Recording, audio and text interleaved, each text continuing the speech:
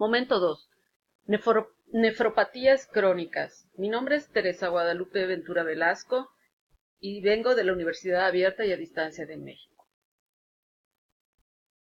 ¿Qué son las nefropatías crónicas? Son un conjunto de enfermedades con diferentes procesos fisiopatológicos que vienen acompañados de anomalías de la función renal y deterioro progresivo de la tasa de filtración glomerular. Se incluye una clasificación aceptada a partir de las directrices recientes de la National Kidney Foundation, en que se definen los estadios de la nefropatía crónica con base en la filtración glomerular estimada.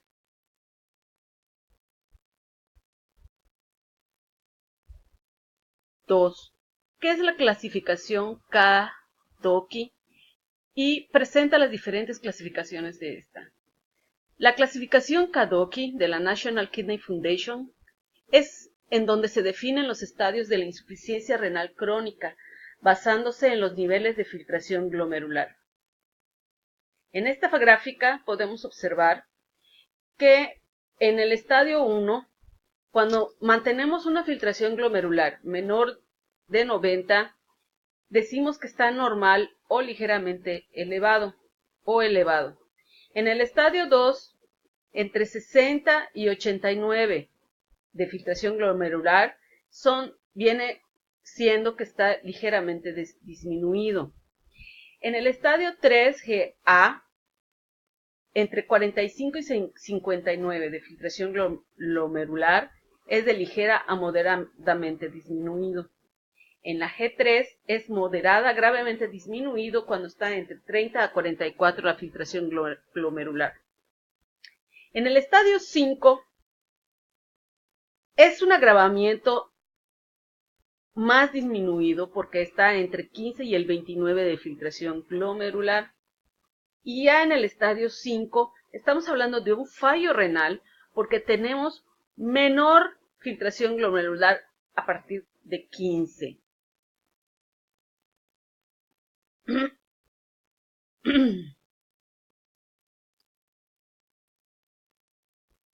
Pregunta 3. Define los términos de insuficiencia renal crónica y el término nefropatía terminal. La insuficiencia renal crónica es un proceso en donde hay una disminución irreversible, intensa e incesante en el número de nefronas, que por lo general corresponden a los estadios de 3 al 5. Y en la nefropatía terminal es el proceso en el cual la acumulación de toxinas, líquidos y electrolitos de los riñones, que normalmente se excretan por medio de la orina, producen síndrome urémico. Esa condición lleva al paciente a la muerte, excepto cuando existe un tratamiento en donde se eliminen esas toxinas, como puede ser por medio de diálisis o trasplante de riñón. En la pregunta 4 nos preguntan ¿cuál es la fisiopatología de las nefropatías crónicas y sus dos mecanismos lesivos? Las causas de la nefropatía crónica es la respuesta a una disminución de nefronas que son mediadas por hormonas vasoactivas, citocinas y factores de crecimiento. La hipertrofia y la hiperfiltración, que son adaptaciones de corto plazo, terminan por ser mecanismos de inadaptación porque el aumento de presión y del flujo predisponen a la esclerosis y desaparición de las nefronas restantes. La mayor actividad del eje renina-angiostina puede contribuir a la hiperfiltración inicial adaptativa y posteriormente a la hipertrofia y a la esclerosis inadaptativas, siendo que estas últimas vienen de la estimulación del factor transformador del crecimiento beta. Este proceso explica el porqué de la disminución de la masa renal por una lesión aislada que puede terminar con el deterioro de la función renal. Los dos mecanismos lesivos es el mecanismo desencadenante específico de la causa principal, que son complejos inmunitarios y mediadores de la inflamación en determinados tipos de glomerulonefritis o exposición a toxinas en algunas enfermedades tubulointersticiales renales. Y el segundo mecanismo es un grupo de mecanismos progresivos en los que hay una hiperfiltración e hipertrofia de las nefronas viables restantes, que son la consecuencia recurrente de la disminución permanente de la masa renal independientemente de la causa principal. Pregunta 5.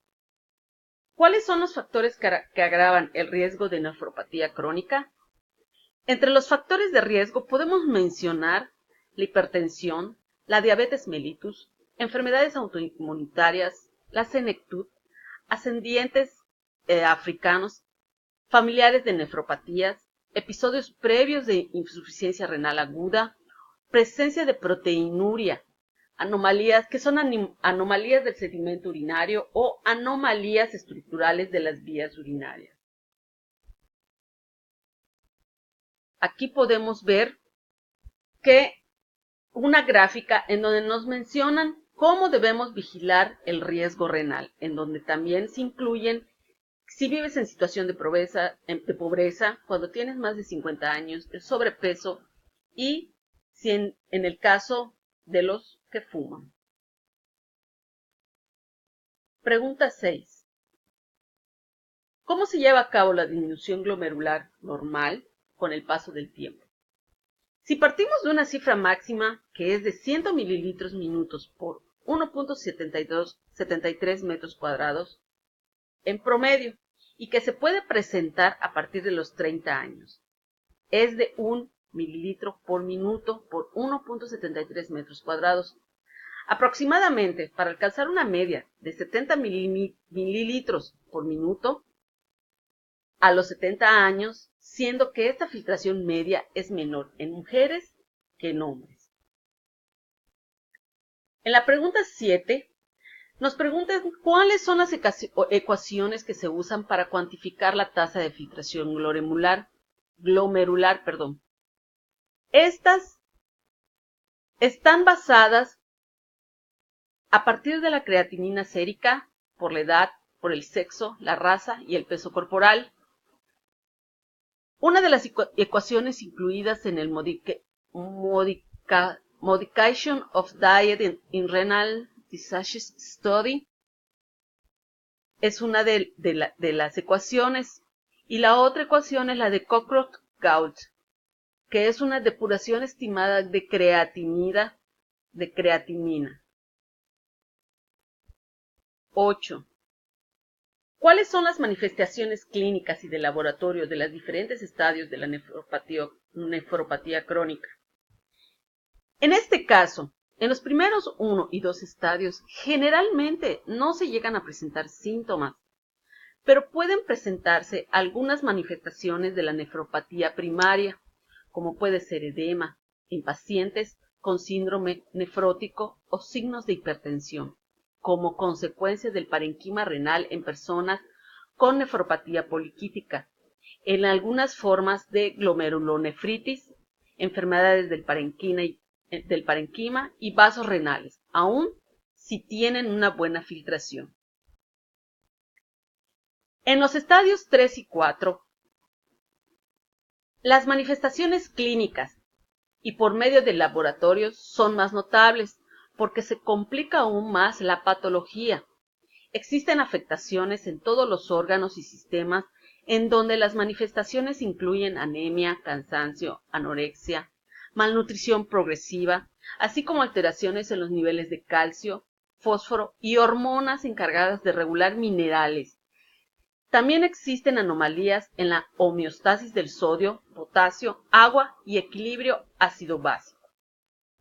Y por último, en el estadio 5 estamos hablando de pacientes que acumulan las toxinas de tal manera que se presentan alteraciones más graves todavía de las actividades de en su vida diaria, además de poner en riesgo su bienestar, su estado nutricional y hemostasia de agua y electrolitos hasta que al final se presenta el síndrome urémico. En la pregunta 9 nos preguntan cuáles son las 5 principales causas de la nefropatía crónica.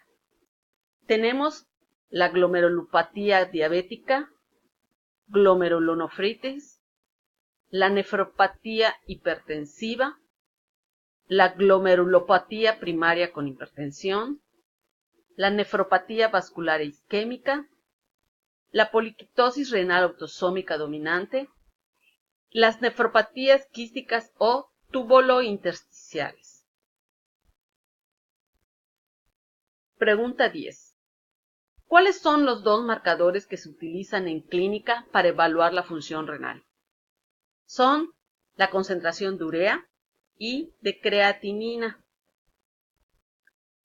Y por último, en la 11, nos preguntan cuáles son los 3 aspectos fisiopatológicos del síndrome urémico, que son la complicación final de la nefropatía crónica. Uno de ellos es la acumulación de toxinas que son excretadas normalmente por medio de los riñones, que también incluyen productos del metabolismo de proteínas. La tercera es la desaparición de otras funciones renales, como la homeostasia de líquidos, electrolíticos y la regulación hormonal. Y tercero, la inflamación progresiva y sus consecuencias vasculares y nutricionales. Por el momento, esto es todo. Muchas gracias.